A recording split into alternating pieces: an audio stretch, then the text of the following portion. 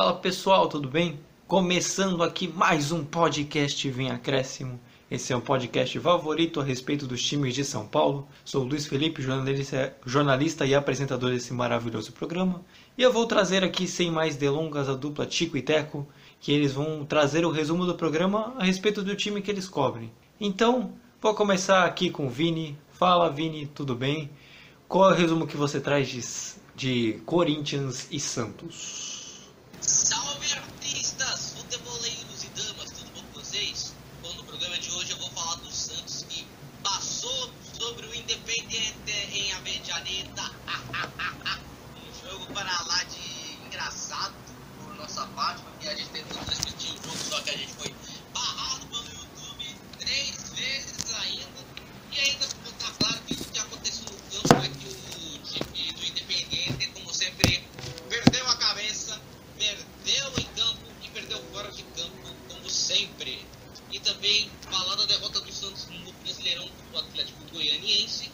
E por último eu vou falar do Corinthians, que nesse momento onde a gente está gravando está jogando contra o Cuiabá. E também vou trazer alguns tópicos sobre o Corinthians que houve nessa semana, além do jogo que está acontecendo agora. Mas, passando pro nosso tanquinho azul aqui, vamos passar pro São Paulo e pro Palmeiras. Fala aí, Vitão, Galvão Bueno com o notebook travando, como é que você tá? Estou bem, boa noite. Falar do Palmeiras voando nas competições. O São Paulo pensa que vai engrenar, mas acaba afundando.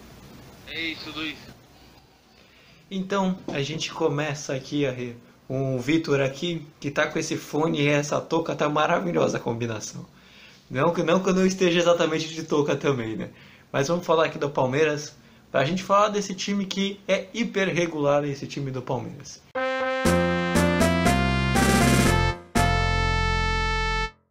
Não, é um momento em que estamos estáveis, seguros, confiantes. Claro que as vitórias trazem mais este extra, mas no geral estamos bem. Não significa que possa acontecer um percalço, mas a única coisa que nós temos que garantir é este equilíbrio e continuar a evoluir dia a dia.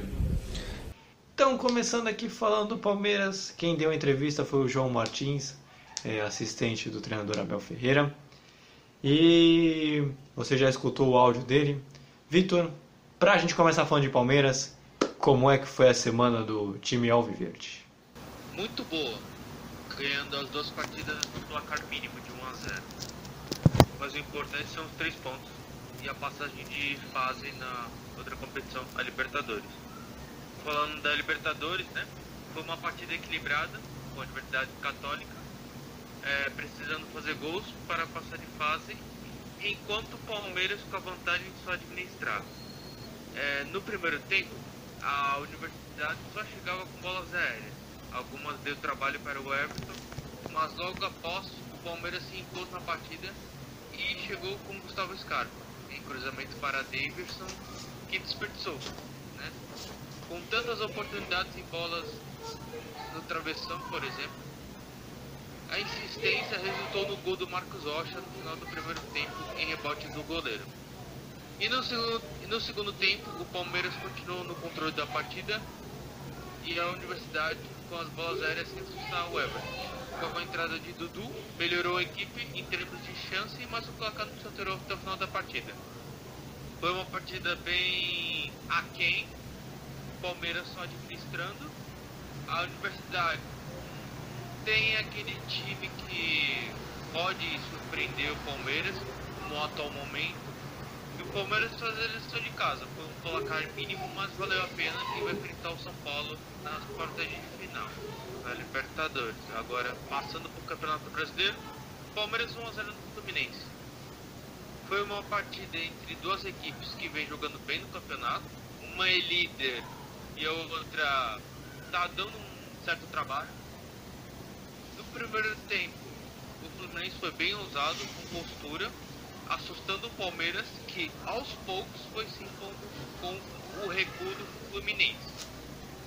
Zé Rafael teve a oportunidade de cabeça e Nenê também teve, mas o Everton fez a defesa.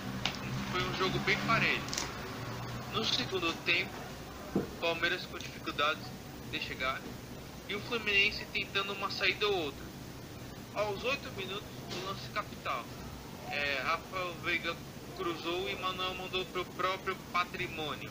Depois, várias alterações para ambos, e o Palmeiras seguiu melhor com o Rafael Veiga, o crescimento dele na partida, eu quis dizer, e o Fluminense tentando o empate com o Iago Felipe e Samuel Xavier, mas não conseguiram mudar o placar, doído pela origem de ser contra.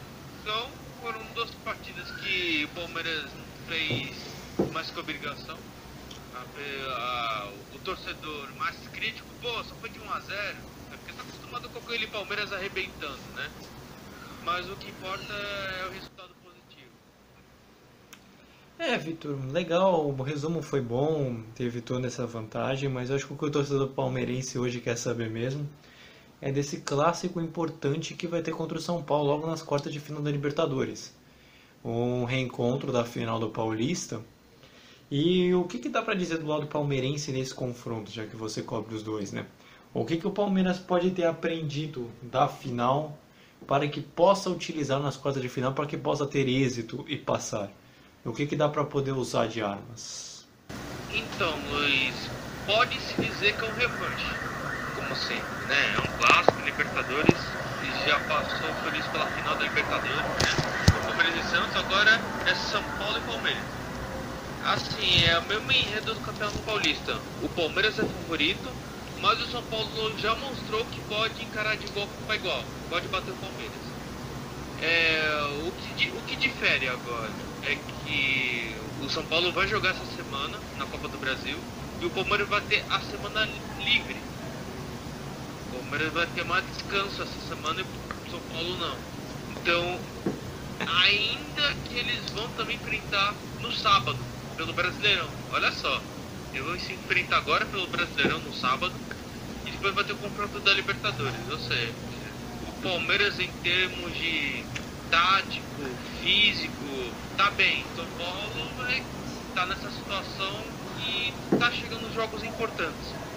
Então eu acredito que o Palmeiras chega mais inteiro para essa disputa e o São Paulo, se eu posso dizer, capengando, com desfalques, na situação que está no Campeonato Brasileiro, tudo. Não sei se vai ter muitas forças para encarar o Palmeiras, que vai fortíssimo. E seguindo aqui, só que dessa vez para o brasileiro, o Flamengo muito se coloca aqui no cenário nacional que os grandes times hoje são Flamengo e Palmeiras. Investimento, jogador, comissão técnica, todas as coisas que envolvem talvez uma receita para um sucesso longínquo. E o Palmeiras estava nadando, entre aspas, de braçada porque o Flamengo vinha mal com o Rogério Ceni. E aí logo depois, com o Renato Gaúcho, o time já chegou bem, se classificou na Libertadores e vem de 2 jogos de goleada. Você acha que mesmo com esse crescimento o Palmeiras ainda pode ser o favorito ou o Flamengo vem e tem tudo para passar por cima e se chegar na liderança? O que dá para dizer com essa melhora do Flamengo é a regularidade palmeirense? Nesse quesito você tem razão. Se o Renato Gaúcho tivesse desde o começo, nós acreditamos no caso, que o Flamengo estaria à frente do Palmeiras. Como acontece tudo, então o Palmeiras com mérito sempre para a liderança. Olha, são as 2 melhores equipes do Brasil, questão de elenco, tudo. O Flamengo está se encaixando. O Palmeiras é consistente, 9 vitórias seguidas, tudo. E como eu posso dizer, são 2 equipes que vão brigar pelo título brasileiro. Estão jogando o melhor futebol. O Flamengo nem se fala, né, dessa última rodada. O Palmeiras pelo elenco, pelo reforço do Dudu. Quando tiver o jogo entre os dois, vai ser aquela maravilha de novo, mais uma vez. E agora, para fechar do Palmeiras, para não ficar muito longo, vamos falar dos próximos jogos. A gente vai ter, o Vitor já adiantou, né? A gente vai ter um pré-Libertadores assim, né? Porque o Palmeiras já enfrenta o São Paulo, sábado fora de casa às 7 horas. E depois tem um difícil confronto contra o Fortaleza em casa, domingo às 4 horas da tarde. Bem, Vitor, a gente já pode dizer que pode ter um confronto da Libertadores, pelo menos um pequeno panorama do que pode ser o confronto, né? Logo nesse sábado, né? Mas o que dá para dizer do Palmeiras? Vai ser uma prévia. Você vai ir. Eu prevejo um jogo bem equilibrado. A reprise da final do Campeonato Paulista, o Palmeiras chegando mais inteiro do que o São Paulo. Por ter sido eliminado da Copa do Brasil, então o Palmeiras não vai jogar essa semana, o São Paulo vai. Vai ser um equilíbrio, não tem favorito. E já vendo o jogo do Palmeiras e Fortaleza, vai ser outro jogo dificílimo, porque o Fortaleza tá impossível, tá ganhando todo mundo, o Vojvoda. E ainda mais no Allianz Parque vai ser bem complicado. E olha que o Palmeiras sempre se dá bem com o Fortaleza. O Palmeiras sempre faz 4-0, 3-0 Fortaleza. Vamos ver se essa história vai continuar a mesma ou não. Então, a gente fecha aqui no tópico do Palmeiras.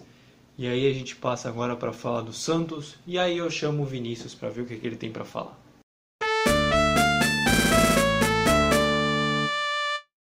Vou falar do jogo. O time fez uma partida muito boa hoje. Muito boa mesmo. A gente cedeu poucas chances ao Atlético Goianiense. Assim, bem no final, lá no segundo tempo, meio pro final, que tivemos contra-ataques mais perigosos, que o João fez uma ou duas defesas. E no primeiro tempo, a única falha que a gente teve de marcação, a gente acabou tomando o gol.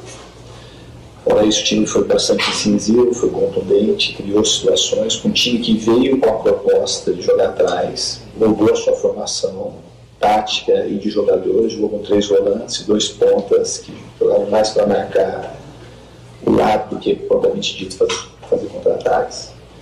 E a equipe tentou o tempo todo a vitória. Felizmente o futebol às vezes a gente não consegue explicar muito. As explicações a gente vai ficar conjecturando, e se for fazer de uma maneira simples, a gente criou e não fez gol.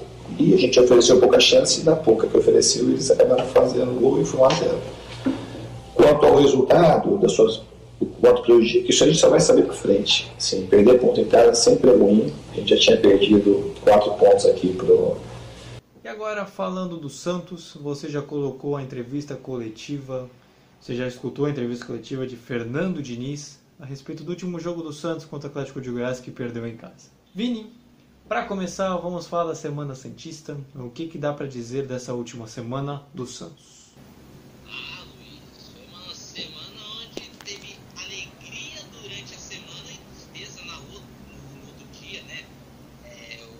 O que eu posso dizer desse final dessa semana aí do Santos foi o seguinte: o Santos conseguiu uma grande classificação heróica para cima do Independiente, que novamente não conseguiu ganhar do Santos em campo, mas eles sempre conseguem arrumar alguma coisa fora, mas também não conseguem. E também a partida contra o Independiente também ficou marcada pela quantidade de cartões vermelhos que o time argentino levou. Foram 2. E é aquilo.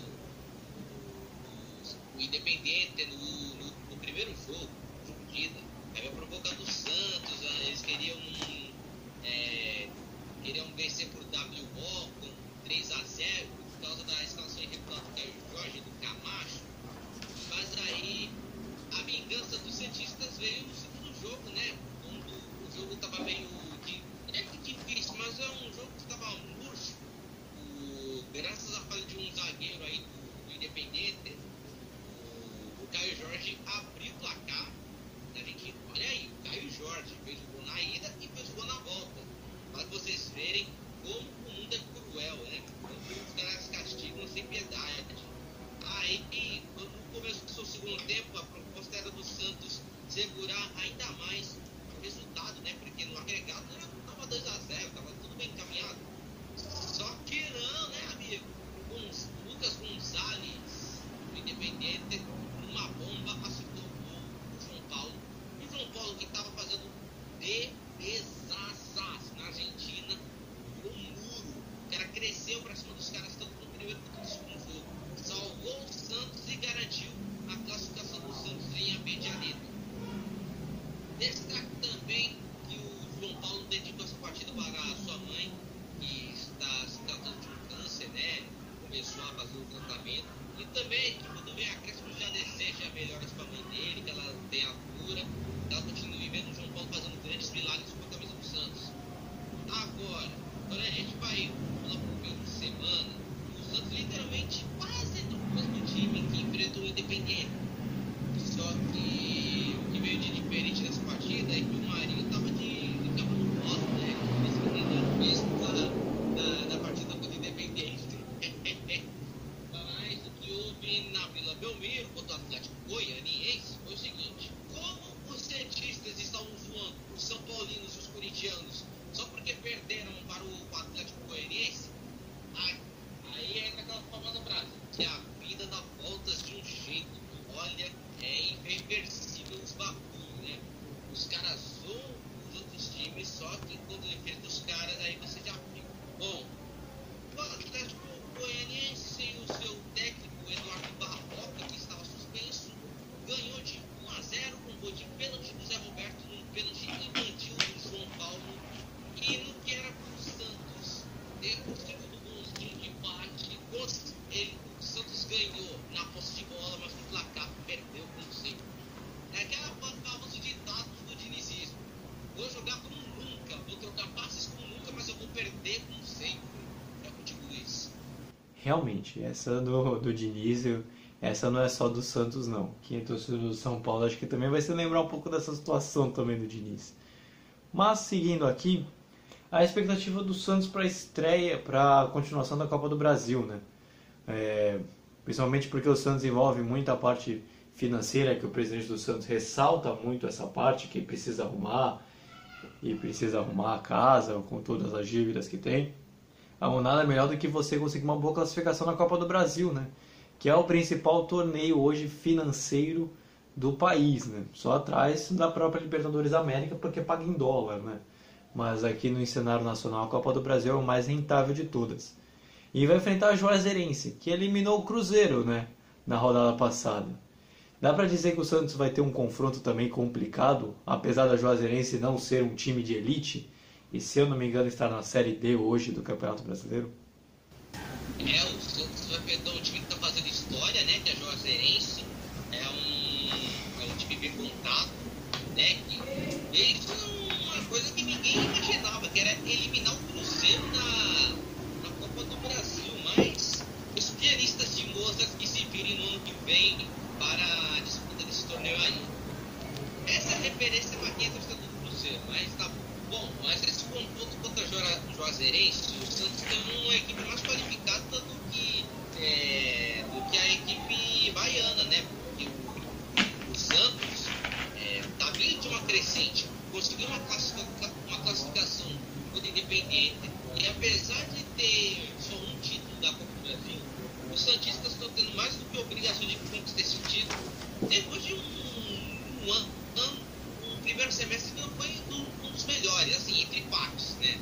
Porque mal terminou a temporada 2020, terminou em 2021, só que a primeira parte da temporada 2021 assim não foi muito boa, né? Porque foi eliminado do Paulistão e ainda por cima tá fazendo um campeonato brasileiro meio que um campeonato de meio de tabela, pra ficar estacionado por ali mesmo. Aí vai enfrentar a Juazeirense, caraca, tô me enrolando aqui com isso não.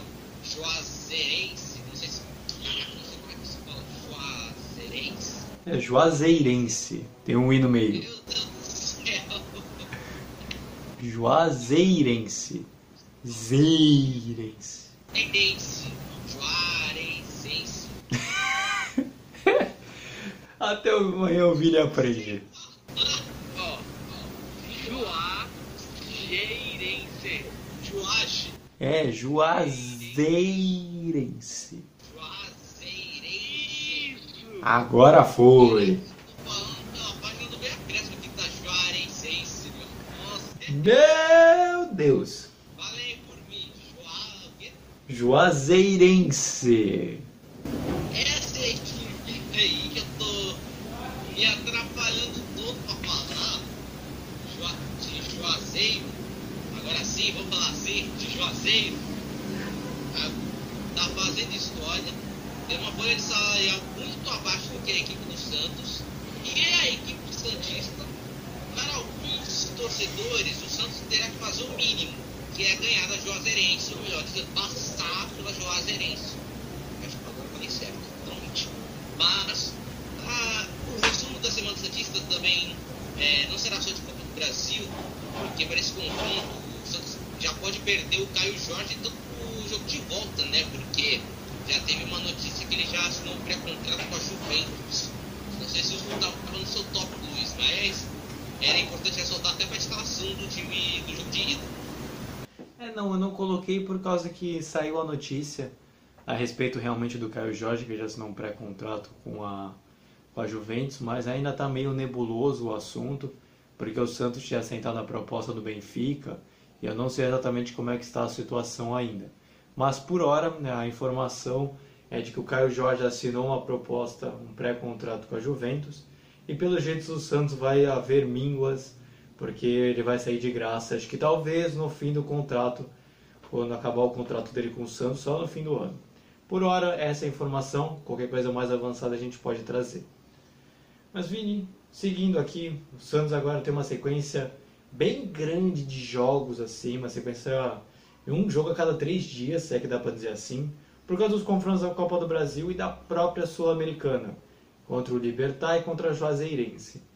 E aí, o que o Diniz e os jogadores vão ter que fazer para poder manter um alto rendimento e ainda assim conseguir as classificações, né? Porque são 2 campeonatos muito importantes, tanto a Sul-Americana quanto a Copa do Brasil também. A classificação da Sul-Americana deve dar mais um ânimo para o time santista, que chega nas quartas de final da Sul-Americana para enfrentar o Libertad.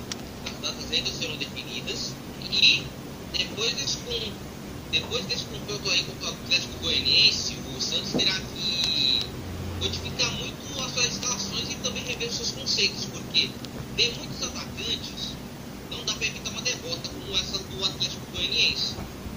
Na próxima rodada do Brasileiro, por exemplo, a equipe santista vai enfrentar a Chape fora de casa, e já dá uns 10 jogos sem vencer uma partida pelo menos.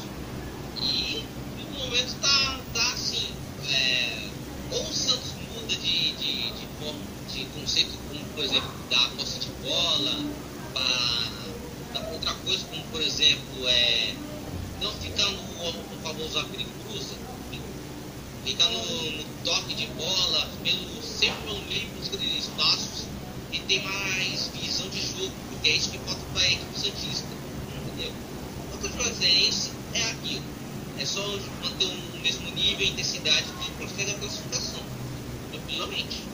Então, agora a gente fecha aqui do Santos, falando dos próximos jogos. O Santos vai enfrentar a Juazeirense, como a gente comentou até agora, quarta-feira em casa às 7h15.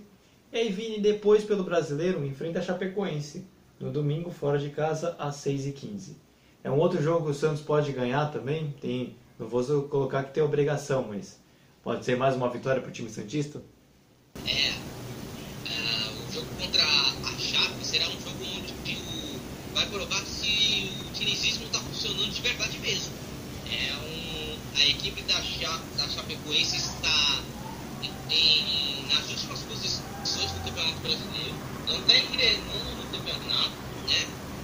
O Jair Ventura já está lá desde as primeiras rodadas do Brasileirão, não ganhou uma partida sequer, e o time da Chape ainda continua insistindo na mesma estratégia, não tem outro repertório.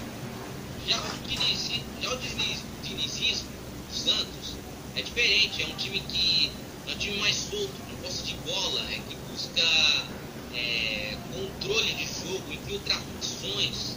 O que falta no time do Santos é visão de jogo, apenas isso, só falta visão de jogo. Existe movimentação? Então, quem se movimenta é o Caio Jorge, que é o centroavante da equipe, mas é aquele centroavante que sai da área para buscar jogo, entendeu? O Caio Jorge, mesmo jovem, entendeu? Mesmo com 19 anos, ele está literalmente treinando a equipe do Santos ali no campo, entendeu? Ali no Diniz tem o Caio Jorge falando assim, vem pra cá, não sei o que, aperta aqui, entendeu? Em muitos jogos do Paulistão deu pra ser tudo isso e até agora. Mas agora eu vi aqui a notícia também, Luiz, que você havia dito que eu havia dito que o Caio Jorge falou que aceita ir na Juventus e tudo. Eu tava lendo aqui que o Santos quer insistir que o Caio Jorge vai pro Benfica, porque o Santos quer receber a sua compensação financeira. Porque assim, o Caio Jorge aí tem contrato com o Santos até o final desse ano, mas ele pode assinar um pré-contrato com qualquer clube.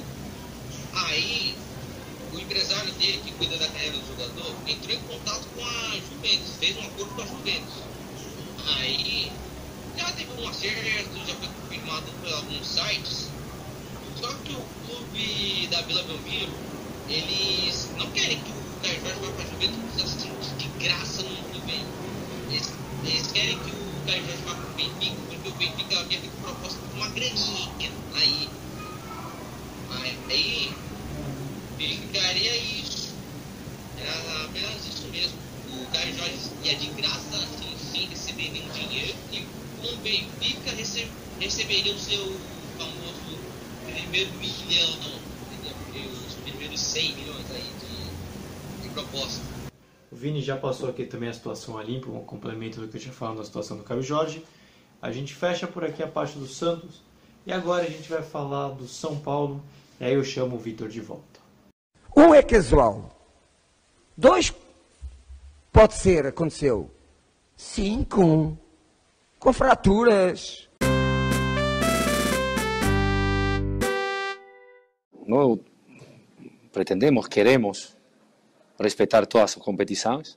Sabemos que temos um elenco que pode fazer isso.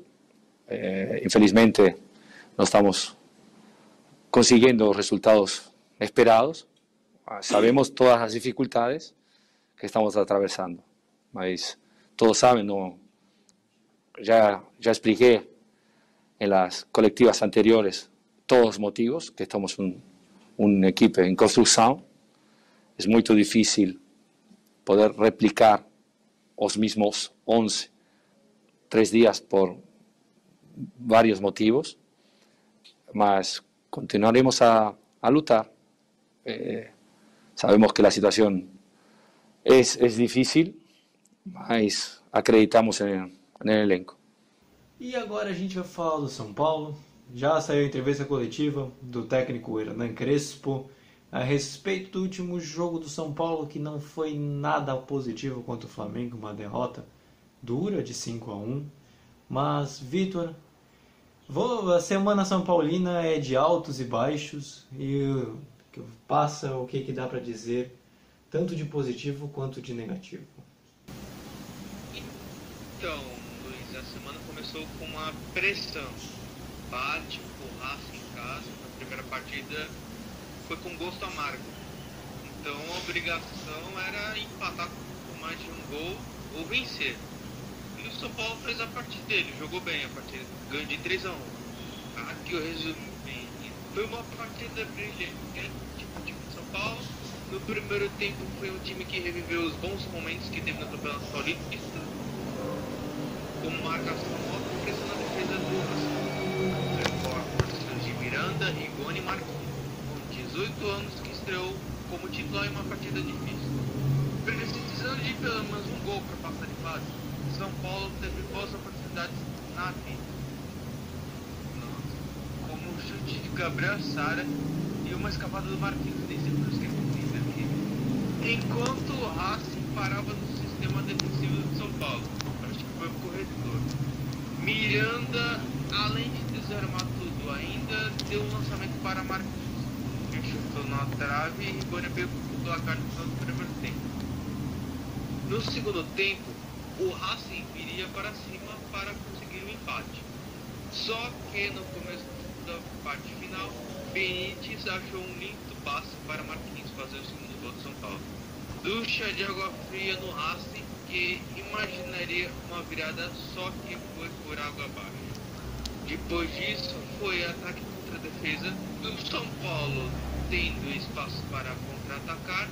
Uma delas, o Wellington fez bonita jogada, pelo Rigoni, encontrou Marquinhos fazendo facão, que serviu a Rigoni novamente fazendo o terceiro gol.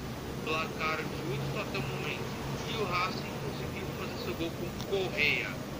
Mas depois disso, o tempo foi passando, a defesa foi desarmando, se sobressaindo, erros de passe por lado do Racing, e o São Paulo não conseguiu fazer o contra-ataque, porque o Igor Vinícius tomava decisões erradas, especialmente. Resumindo, ótima partida do São Paulo, consistente, organizado, brilho coletivo e aumenta a moral para os jogos decisivos que estão por vir. Passando por o jogo decisivo que eu acabei de falar, não deu muito certo. Flamengo 5, São Paulo 1. No primeiro tempo foi o São Paulo competitivo até. Ele conseguiu fazer algumas dramas, não dramas, e um Flamengo perigoso a todo momento. São Paulo poderia sair na frente com o Vitor Bueno, mas chegou ao que defendeu. Flamengo insistindo com a movimentação de seu ataque, chegava com clareza, mas na hora da definição não ia bem. Como por exemplo o Gabigol em um lance e Rodrigo Caio numa cobrança de escanteio. São Paulo começou bem, mas o Flamengo encaixou a marcação e tomou conta da partida. Primeiro tempo equilibrado, com várias oportunidades de gol. Podia ter terminado 2-2 a partida, por exemplo, no primeiro tempo. No segundo tempo, gol do São Paulo. Rodrigo Nestor cruzou, escanteio e Arboleda de ombro abriu para o placar. Quase foi me enrolando. Depois disso, um apagão do time de São Paulo. E o Flamengo cresceu com Bruno Henrique deitando e rolando para cima do Igor Vinícius, revivendo os momentos de 2019. 3 gols. Um de oportunismo, falha da defesa do São Paulo, um de fora da área, tirando em cima do Igor Vinícius, e um golaço, e um de cobrança de escanteio. Gustavo Henrique marcou o quarto gol, o quarto gol, e o Wellington contra fechou o placar.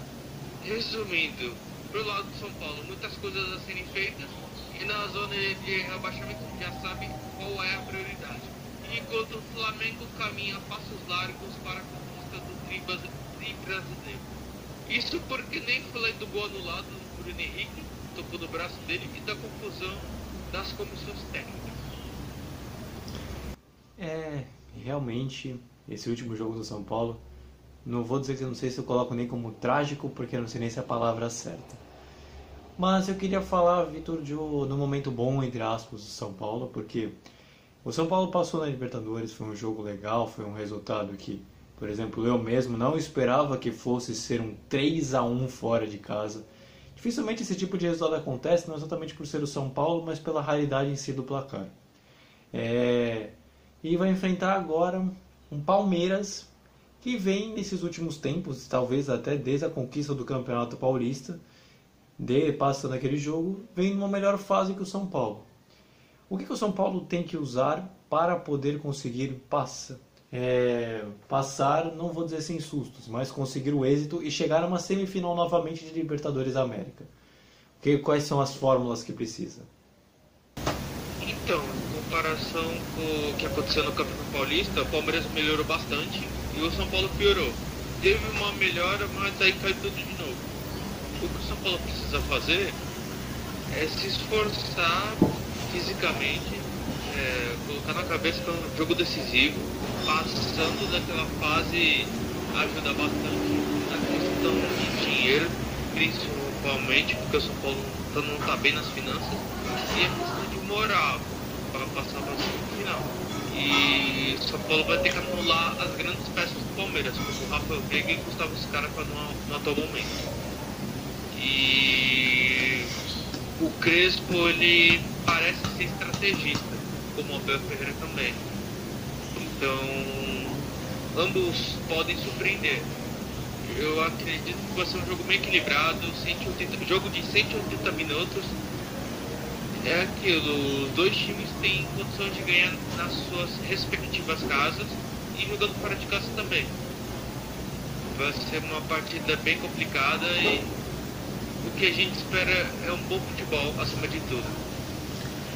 Agora eu queria falar de uma coisa que Eu relembrando aqui, eu não lembrei na hora que nem que eu escrevi o roteiro, eu lembrei agora que a gente estava conversando mesmo.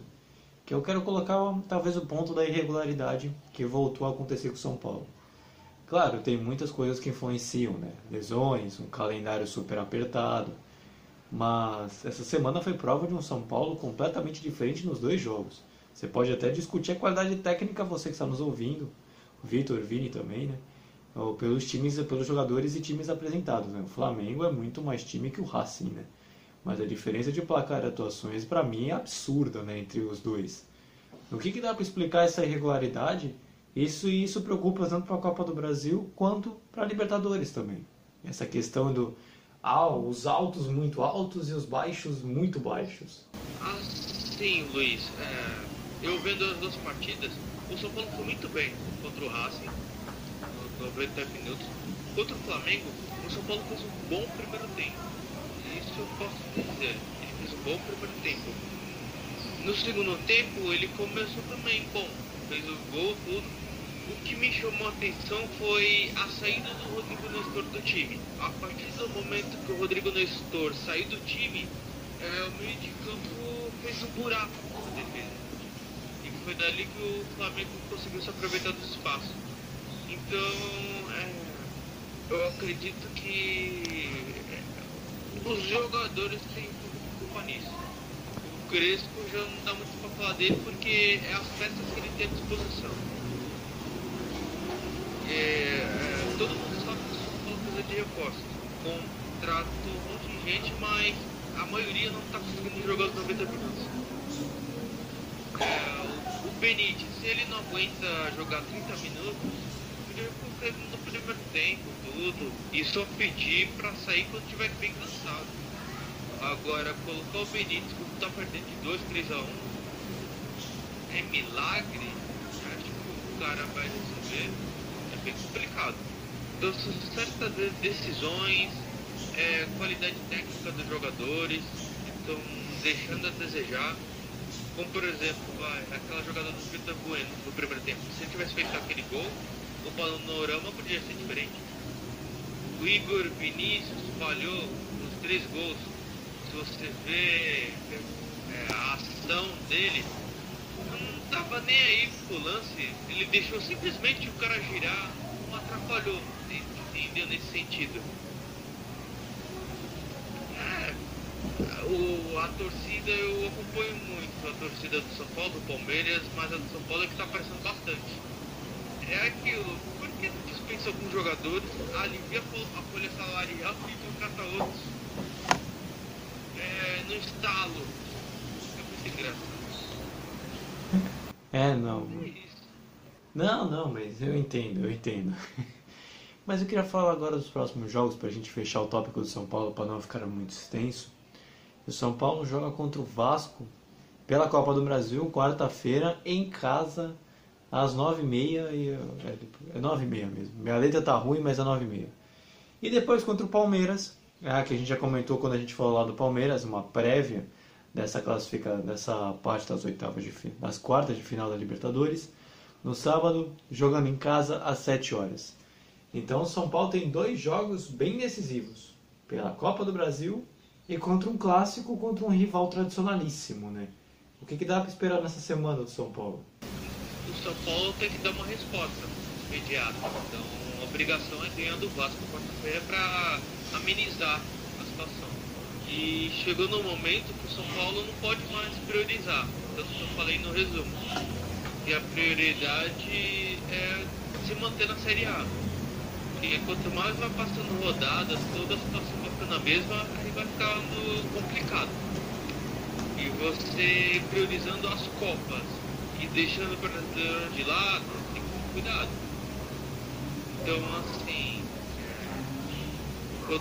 se o São Paulo for passando de fase assim, nas Copas, beleza.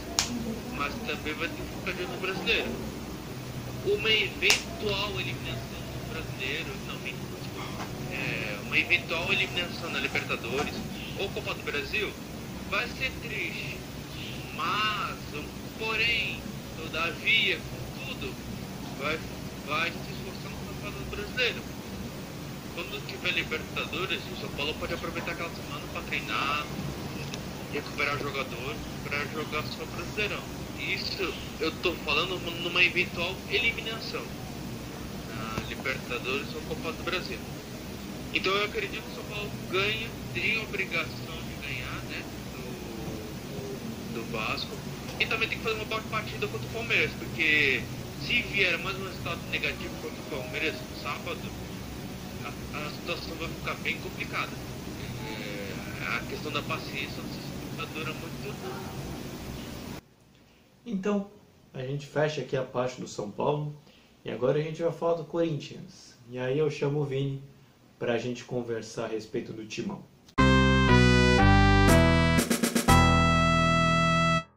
Então, começando aqui, falando aqui do Corinthians, que ganhou do Cuiabá de 2-1, que o Vini depois vai falar, parece que foi sofrido. Mas, Vini, o que você pode citar, o que você pode falar a respeito dessa última semana corintiana? Bom, a última semana do Corinthians foi de treinos, já que o Corinthians teve a sua maior semana livre para treinar. Em relação à sua última partida contra o Atlético Mineiro em Itaquera, onde perdeu por 2-1, no sábado, o Corinthians teve domingo, segunda, terça, quarta, quinta, sexta, sábado e domingo para se preparar no jogo contra o Cuiabá, que aconteceu agora há pouquinho. Logo agora que a gente estava gravando o podcast, o jogo literalmente já acabou e daqui a pouco você também vai ouvir o nosso fechamento do programa. Mas falando aqui do Corinthians, o Corinthians nessa semana anunciou o Renato Augusto, né? Ainda não temos os detalhes do contrato, mas a gente sabe que é um contrato de 3 ou 2 anos e o salário, sei lá, tô nem aí pelo salário dele. Mas o que importa é que o Juliano e o Renato Augusto vão reforçar o Corinthians. Agora o caso do Roger Guedes já tá virando novela já faz umas semanas. Por quê? Desde o interesse do Corinthians pelo Roger Guedes, até agora o que se sabe é que essa novela só tá esquentando e indo pros seus capítulos finais. Porque há boatos que a rescisão de contrato do Roger Guedes com o Shandong Luneng está prestes a ser encerrado para que o Roger Guedes venha com mais facilidade para o Corinthians. E há uns boatos de que o Roger Guedes já acertou com o Corinthians sobre salários, sobre luvas e também anos de contrato, e que só falta ser literalmente anunciado, né? Só falta ele assinar, né? Entendeu? Houve até um certo rumor do Jorge Nicola de que o Duílio chamou o cara de vagabundo, etc. Depois ele pediu desculpa por causa disso. Mas essa novela do Corinthians com o Roger Guedes é a realidade mesmo. O Corinthians está mantendo contato com o Roger Guedes diariamente para ele jogar no Corinthians.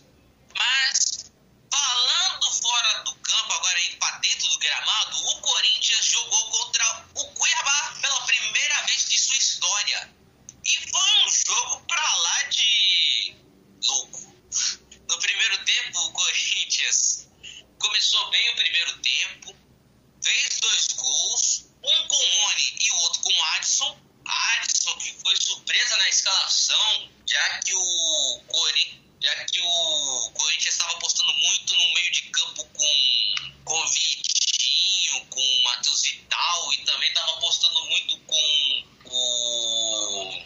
outros jogadores, que eu não estou me lembrando mais. Dessa vez o Silvinho fez um outro teste, colocou Rony, Cantilho, Gabriel e Adson, Mosquito e Jô como trilho de ataque, e mesmo assim funcionou no primeiro tempo. O Corinthians abriu 2-0 com tranquilidade. Sem contar que o Adson, além de ter sido escalado por surpresa, né? Ninguém esperava que o Adson começasse de titular. Ele foi bem cartola, viu aí, cartoleiro? O cara fez 16,40 pontos. Olha isso, fez gol e ainda deu assistência. Olha o moleque voando aí.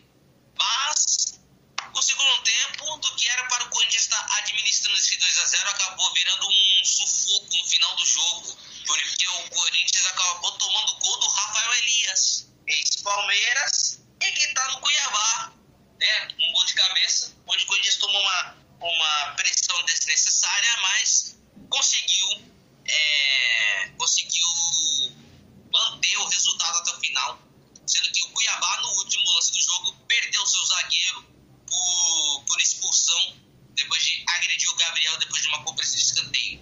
Aí, final, 2-1 Corinthians, e agora o próximo jogo é contra o Flamengo, e vamos ver se nessa semana a novela Roger Guedes já esteja nos seus últimos capítulos, Luiz. Mas seguindo aqui, Vini, o Corinthians agora, você citou que teve a maior semana de descanso, e também vai ser assim na próxima semana, porque depois a gente vai falar melhor sobre o jogo contra o Flamengo, que vai ser só domingo. Então é uma semana importantíssima para o Silvinho realmente se consolidar como treinador do Corinthians, já que ainda há críticas a ele, e parece que até rolaram um boato de que o Corinthians está procurando outro treinador, né? O que dá para dizer? Você acha que o Silvinho consegue se consolidar com toda essa semana livre? Ou realmente é uma boa hora que, se quiser trocar, tem que trocar agora? Olha, Luiz, em caso de técnico, o Corinthians tem que abrir o olho no seguinte: se contratou o Silvinho, deixa o cara trabalhar, porque agora a regra do Brasileirão agora tá nessa.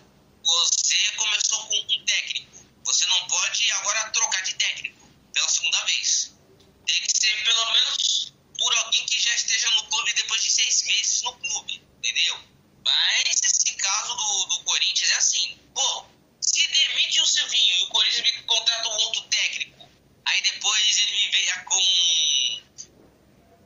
sem alternativa, vai terminar o campeonato com o Fernando Lázaro, por exemplo, aí nenhum torcedor quer isso, não. Aí o que tem que se fazer é o seguinte: o Silvinho aí tá fazendo o que pode, né? Ele, apesar de ser o iniciante, de estar iniciando a sua trajetória como técnico, a gente tá vendo que o Silvinho até tá implementando boas ideias no Corinthians, só que tem um ponto falho. O Corinthians, até o momento, vai bem no primeiro tempo, só que no segundo tempo dá uma decaída geral. O Corinthians começa bem no primeiro tempo, mas cai de produção no segundo. E é isso que o Silvinho tem que manter no Corinthians. O seguinte, cara, a gente tem que começar o segundo tempo sem tomar sufoco e sem diminuir o ritmo, continuar partindo para cima dos caras, entendeu? Como o que aconteceu aqui no jogo do Cuiabá, tava com 2-0, tava um jogo super tranquilo, pra ser sincero, tava um jogo tranquilo para o Corinthians, tanto é que o gol do Cuiabá literalmente animou os caras para eles irem para cima para empatar o jogo. E é isso que o Silvinho precisa consertar urgentemente no Corinthians. Apesar dessa semana para treinar, e também, claro, que o próximo confronto não será fácil, mas é um confronto que o Corinthians tem que jogar e muito. Tem que ser um jogo muito sério do Corinthians. Apesar do elenco e tudo, tem que mostrar que alguns jogadores têm que estar preparados para vestir essa camisa do Corinthians. Muito bom, depois de citar as contratações, o jogo, essa parte do técnico também. Vamos falar aqui para fechar do Corinthians, falar sobre o próximo jogo. É contra o Flamengo, no domingo, em casa, às 4 horas da tarde. Vini, Flamengo, muitos dizem que já está voltando àquele patamar Flamengo. E aí você julga do jeito que você quiser, você que está nos ouvindo. Mas o que dá para dizer agora desse Flamengo que o Corinthians vai enfrentar, que não vai ser nada fácil? Esse jogo contra o Flamengo vai ser o jogo mais difícil do Corinthians. É um confronto muito complicado. A gente viu o que está acontecendo nas últimas temporadas do Corinthians. O Corinthians está vivendo de um tabu de uns 9 jogos sem ganhar do Flamengo. E também sem contar, claro, das goleadas humilhantes já sofridas, como o 4-1 no Maracanã, o 5-1 em Itaquera. A última derrota do Corinthians foi um 2-1 no Maracanã, com o Rogério Ceni no banco.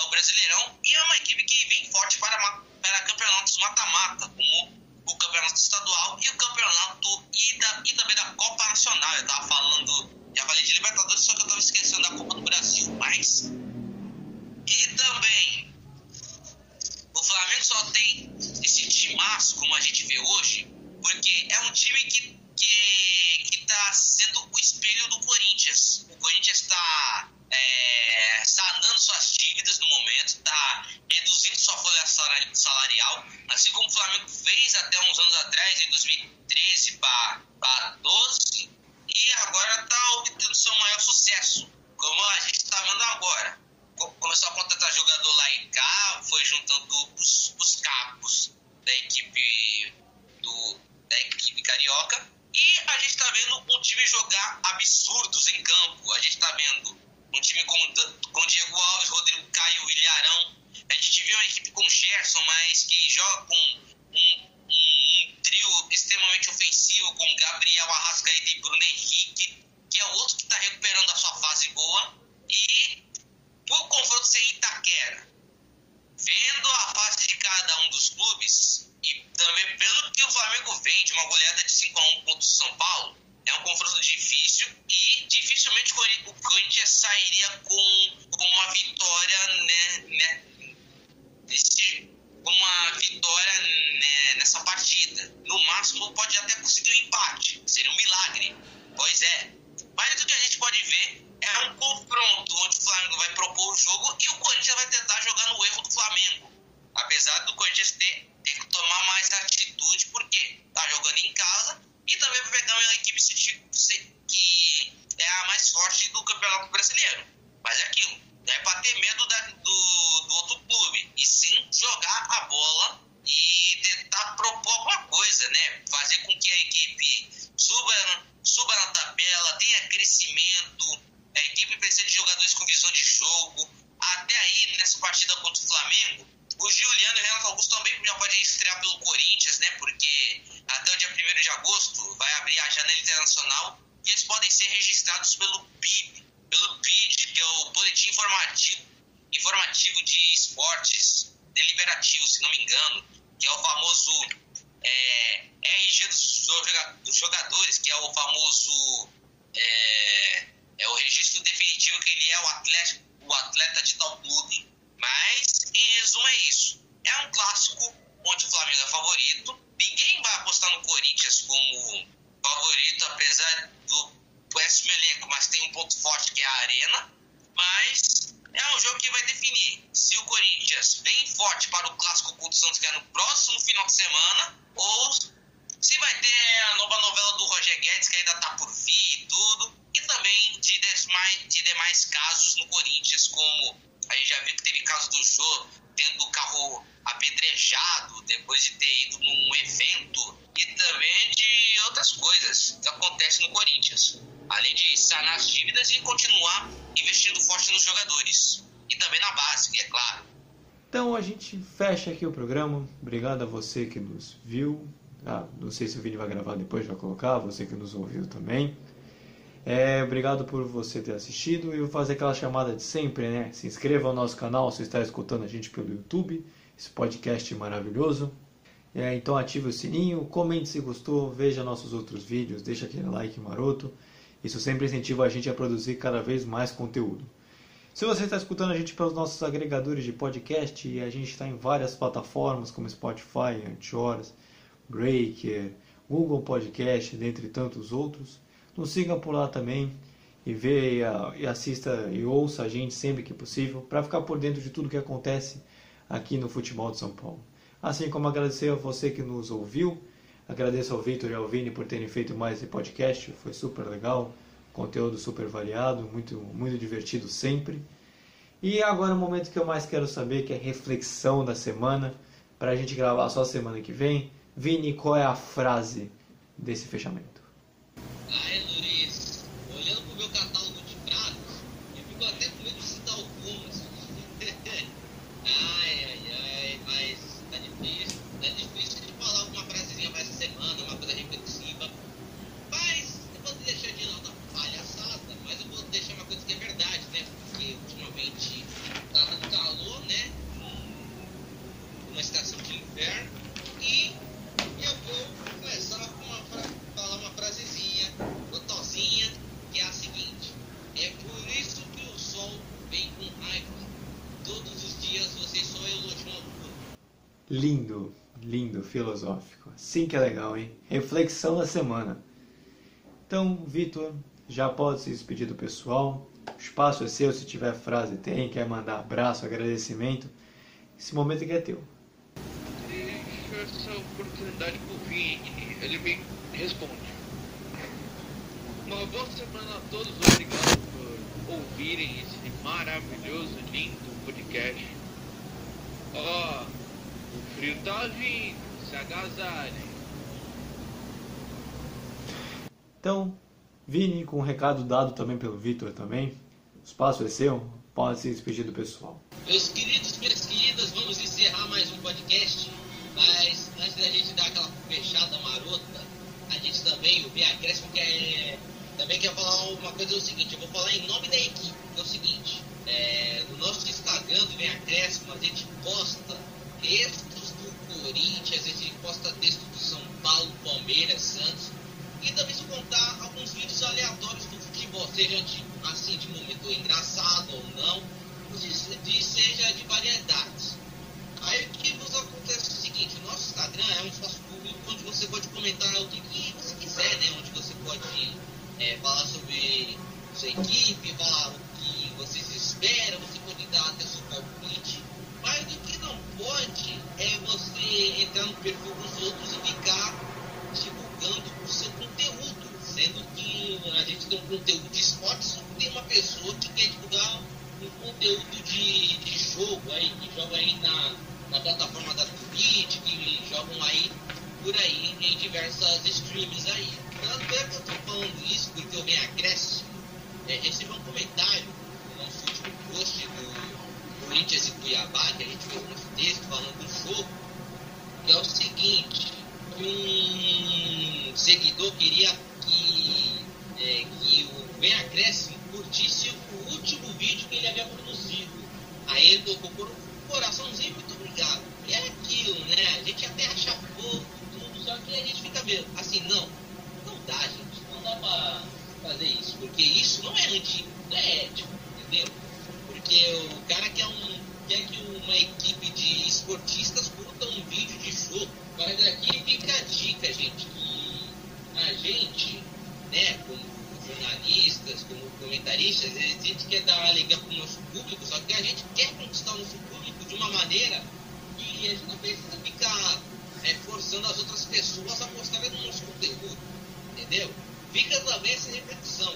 Quando você quer ganhar o seu público, conquiste esse público, mas não fica forçando, não fica chegando em qualquer lugar para pedir engajamento, entendeu? Isso faz muito mal, isso faz com que a pessoa se afaste cada vez mais de você e principalmente do seu canal, inclusive, porque quando perguntar assim, o canal do cara, meu, não, aí a pessoa fala assim, não se inscreva porque o cara já me ofereceu, entendeu? Alguma coisa assim, me ofereceu para que eu se inscreva, entendeu? E fica a reflexão aqui, gente, que a equipe Vem Acréscimo, além de ser uma página de esporte, de podcast e tudo, a gente até adora os vídeos bacanas, show, mas essa coisa de divulgação, sem pedir pelo mundo, por favor, ou se tivesse também, né, Luiz, como se dá pra dizer, se a pessoa também fosse do mesmo nicho de esporte, a gente até divulgaria, por exemplo, mas o problema não tá assim a pessoa querer pedir esclarecimento, a pessoa só queria que a gente curtisse o último vídeo, entendeu? Apenas isso. Então, depois dessa reflexão do Vinícius, está mais do que certo, ele realmente falando em nome da equipe, todos nós pensamos da mesma forma e concordamos, por isso também que a gente colocou aqui no ar também para você escutar. Então a gente fecha com essa reflexão, com a frase do Vinícius, com todo esse pensamento, a gente fecha. Sexta-feira a gente volta para a nossa live tradicional, dessa vez agora no YouTube e na Twitch. Segue lá também, vai estar o perfil também na Twitch aqui na descrição. Acesse o nosso site também, o vemacréscimo.wordpress.com, e o Vini falou do nosso Instagram, que é o podcast Vem Acréscimo, também segue lá e por acaso você vai encontrar até mesmo essa frase que o Vini citou. Então a gente fecha por aqui e fechar daquele jeito de sempre. Fui! Tchau, Brasil! Que vem Brasil, que vem Acréscimo!